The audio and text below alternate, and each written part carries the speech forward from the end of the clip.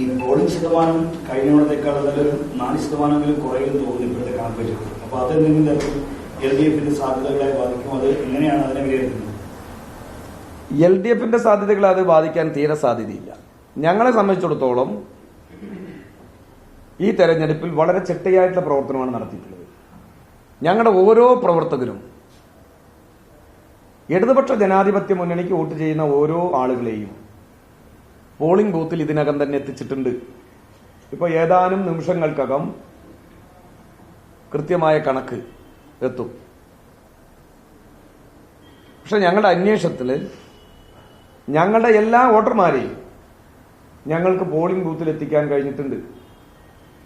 അതുകൊണ്ട് തന്നെ പോളിംഗിന്റെ കുറവോ പോളിംഗിന്റെ വർധനവോ ഇടതുപക്ഷ ജനാധിപത്യ മുന്നണിയെ ബാധിക്കില്ല.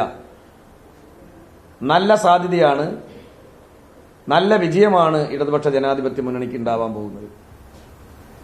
ഈ ഉന്നയിച്ചൊരു പ്രധാനപ്പെട്ട ആക്ഷേപം ഇരട്ട വോട്ടുകളുടെ കാര്യം, പ്രത്യേകിച്ച് കള്ളവോട്ട് 2800-ലധികം ഇരട്ട വോട്ടുകൾ ചർച്ചപ്പെടുന്നതാണ്. ആരെങ്കിലും അങ്ങനെ ഇരട്ട വോട്ടുകൾ ചെയ്യാൻ കള്ളവോട്ട് ചെയ്യാൻ ശ്രമിച്ചാൽ എത്ര ഇരട്ട വോട്ടുകൾ അനുവദിച്ചു എന്നറിയാനാണ്.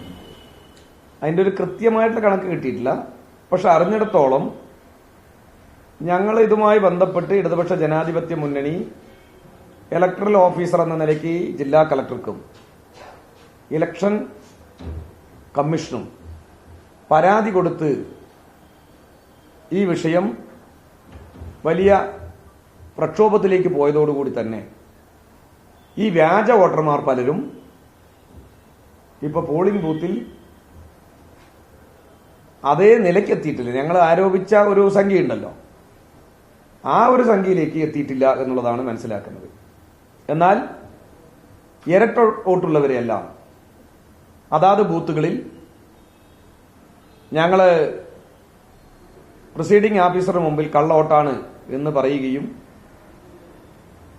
അവരെ നിയമാനുസൃതം, അതായത് ഇലക്ഷൻ കമ്മീഷന്റെ ഒരു നിയമമുണ്ടല്ലോ, അതിനനുസരിച്ച് ഒരുപക്ഷെ ചിലവർക്ക് ചാലഞ്ച് വോട്ടുണ്ടാവാം, പക്ഷെ ഇരട്ടോട്ടുള്ളവരെ പലവരെയും അനുവദിച്ചിട്ടില്ല എന്നുള്ളതാണ് മനസ്സിലാക്കാൻ കഴിഞ്ഞത്. അത് കുറച്ചുകൂടി വിശദമായ കണക്കുകൾ വരുമ്പോഴാണ് അറിയുക.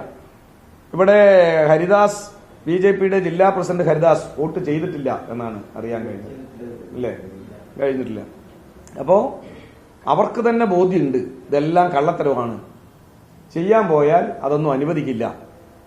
ഞങ്ങളെ സംബന്ധിച്ചിടത്തോളം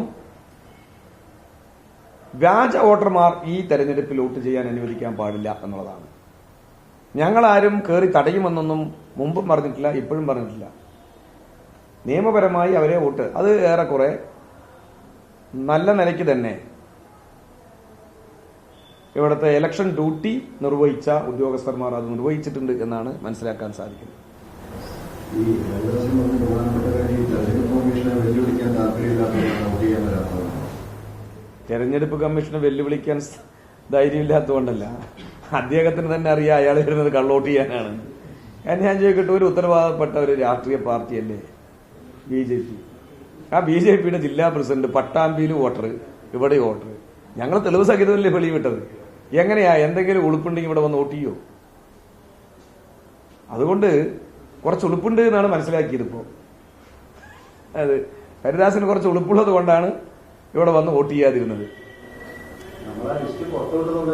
അതെ, ലിസ്റ്റ് ഞങ്ങൾ കൃത്യമായിട്ട് പുറത്തുവിട്ടല്ലോ. എല്ലാ UDFന്റെയും BJPയുടെയും വോട്ടർമാരുടെ എണ്ണം പരിപൂർണമായി എടുത്തില്ലെങ്കിൽ ഞങ്ങൾ 1000-ഓളം വോട്ടർമാരുടെ എണ്ണം, വ്യാജ വോട്ടർമാരുടെ എണ്ണം തന്നെ ഞങ്ങൾ എടുത്ത് പുറത്തുവിടുകയാണ് ഉണ്ടായത്. മാത്രമല്ല ഞങ്ങളുടെ പല ബൂത്തുകളിലും ഞങ്ങളിതെല്ലാം പ്രദർശിപ്പിച്ചിട്ടും ഉണ്ടായിരുന്നു വ്യാജ വോട്ടർമാർ. കോൺഗ്രസിനോട് ഈ ഹരിദാസം വന്നാൽ തടയാൻ വേണ്ടി നിൽക്കുന്നതാണ്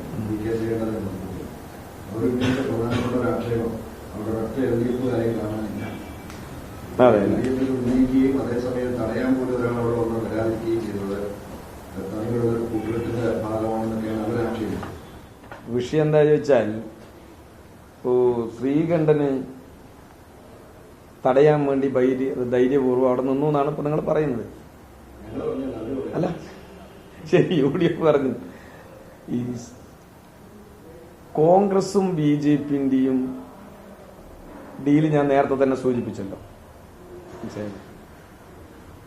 ഇനി ശ്രീകണ്ഠൻ അങ്ങനെ ഹരിദാസൻ വരുമ്പോ തടയും എന്ന് പറഞ്ഞു നിൽക്കുന്ന ആള് യഥാർത്ഥത്തിൽ ചെയ്യേണ്ടത് ഈ കണ്ണാടിയിലും മാത്തൂരിലും പ്രാരിയിലെ പല പ്രദേശങ്ങളിലും മുനിസിപ്പാലിറ്റിയിലെ പ്രദേശങ്ങളിലും കോൺഗ്രസ് ഇല്ലാലോ, അവരെയെങ്കിലും ആ ബൂത്തിലിരുത്തണ്ടേന്ന്.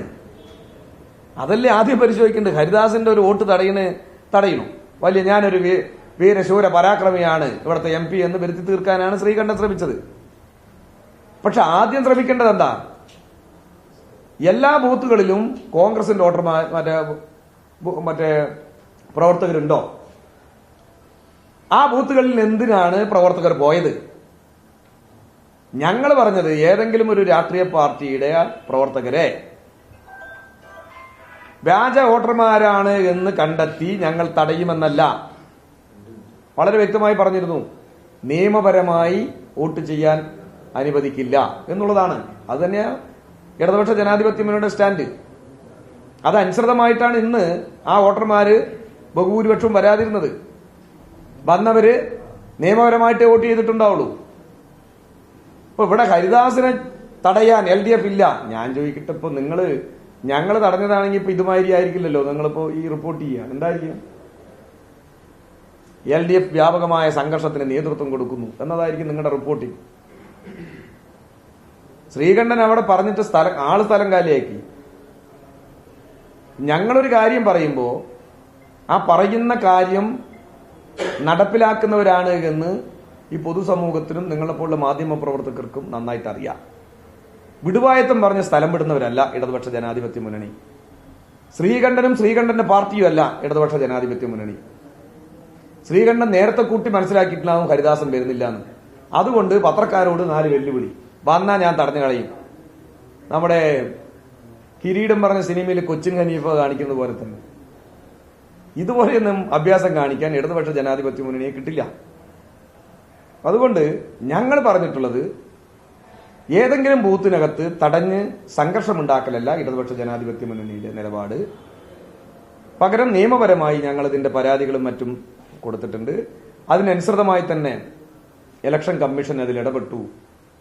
ഈ പറയുന്ന വ്യാജ വോട്ടർമാരെ വോട്ട് ചെയ്യാൻ ഭൂരിപക്ഷം വോട്ടർമാരെയും ചെയ്യാൻ അനുവദിച്ചിട്ടില്ല. ഇങ്ങനെ ചെയ്തിട്ടുണ്ടെങ്കിൽ അത് നിയമപരമായി ഇലക്ഷൻ കമ്മീഷൻ അനുവദിക്കുന്ന രൂപത്തിലായിരിക്കും. എനിക്ക് തോന്നുന്നു ചാലഞ്ച് വോട്ടൊക്കെ ഉണ്ടല്ലോ, അതായിരിക്കും. അത് തന്നെ വളരെ കുറവാണ് ഓരോ ബൂത്തിലും നടന്നിട്ടുള്ളത്.